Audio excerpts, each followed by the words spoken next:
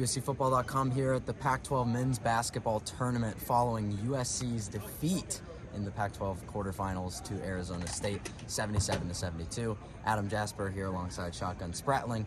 We're going to talk a little bit about what went down on the court, what went wrong. First things first, Shotgun, it felt like this loss was self-inflicted on the Trojans' part. Would you say that? Yeah, definitely. I mean, you have 14 turnovers. You have, you give up 21 second chance points. I think it was 14 offensive rebounds that they gave up. And at critical times, Arizona State kept leaving the door open and kept leaving the door open, missed free throws, but they get an offensive rebound off of it because USC wouldn't box out. So, just self-inflicted wounds in that regard as well. And just, they started off super slow. They came out and looked like they were not prepared for this game. They gave up 8 points immediately. They let Desmond Cambridge get going, and that was a big mistake. Obviously, he goes for, I think, 24 points in this game after having 5 at USC on Sunday. So within a week, just a complete role reversal for their leading scorer. They completely shut him down at Galen Center. 1 for 11 for the game. This game he gets hot and he knocks down I think 6 threes in it. And the entire Arizona State offense is, hey, if we make a couple threes, suddenly we feel like we can make a lot of threes, and that's what they did tonight. And speaking of that 8-0 run to start, Kobe Johnson and Boogie Ellis were in the press conference. They cited that as coming out slow for the Trojans. And do you think that set the tone for the rest of the night? Yeah, they were playing catch-up the entire night. They never caught up with Arizona State after that. They had a couple of short runs, short bursts to get kind of closer to them, and you felt like, okay, maybe they'll get back in this game. And like I said, Arizona State gave them plenty of opportunities.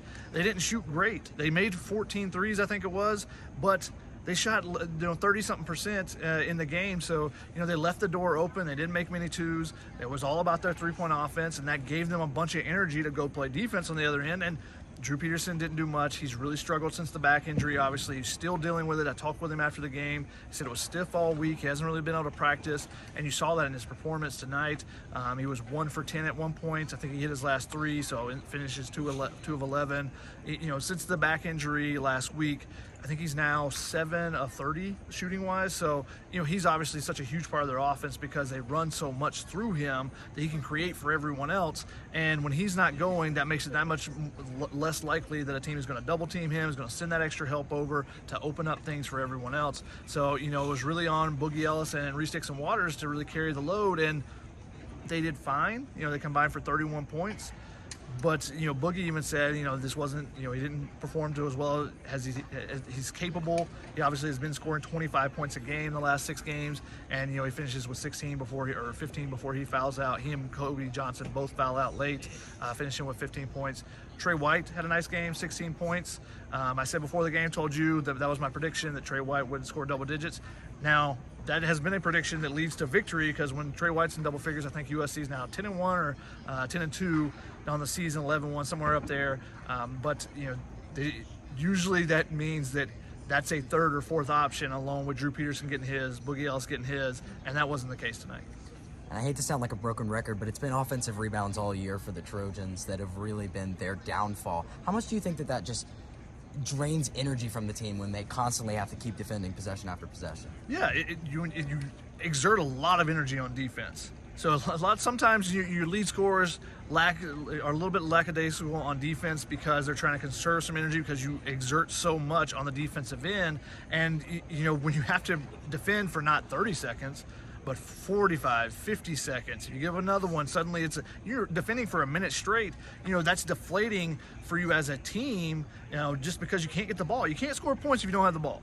And, USC has consistently, struggled with the offensive rebounding, from opposing teams. And it's a full team effort because they're playing that 4-guard lineup. Today went with 5-guard lineup at times to try to get back in the game, and with the way that Arizona State plays, their kind of 4-out style, and don't have a true big man.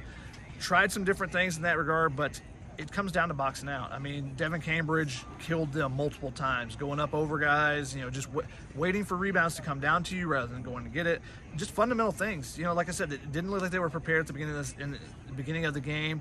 Andy Enfield said, they really struggled to practice this week because of the illness they've had in there, and with Drew being out, Vince Iwuchukwu did not play tonight because of a back issue as well. So now USC's sitting here wondering, all right, what's going to happen on Sunday? what's going to happen in the rest of the conference tournaments around the country? Are there going to be any bids stolen? How far is USC going to kind of slide down the pecking order with the loss tonight and the potential of other teams kind of building their resume while USC can't do anything? Yeah, and speaking of that, Andy Enfield in the press conference stated his case for his team to be a tournament team, citing the improvement that they've made from the start of the year. He said it a couple times. He really thinks that this year's USC squad, out of all of the 10 years he's been here, is the most improved. Do you think they're still into the tournament? How much of it is still a toss-up, and could they be looking at a play-in? Now, I haven't seen all the results today to kind of get the full bracketology update from Joe Lunardi and all that, but you felt like coming into this tournament that USC was safely in.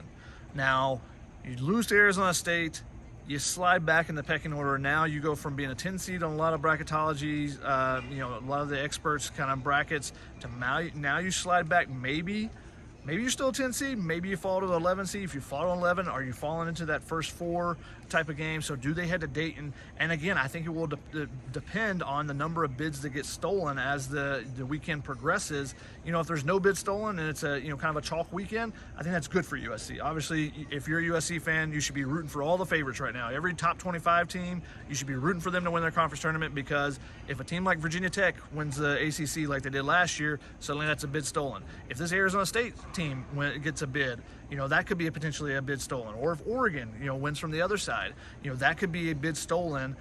In the Pac-12, that'd be great for them to get an extra team in, but could be at the detriment of another Pac-12 team in USC. We'll see what Arizona State, how much they get bumped up. They're right on the bubble as well. So the Pac-12 is going to be, watching results all weekend, not just USC fans, but also the rest of the Pac-12 fans as well. Absolutely. And time will tell for the Trojans as they await selection Sunday to see where they're going to be playing, if they're going to be playing, who knows. So thank you for tuning in tonight, Shotgun. Thank you for being with me, and y'all have a good night.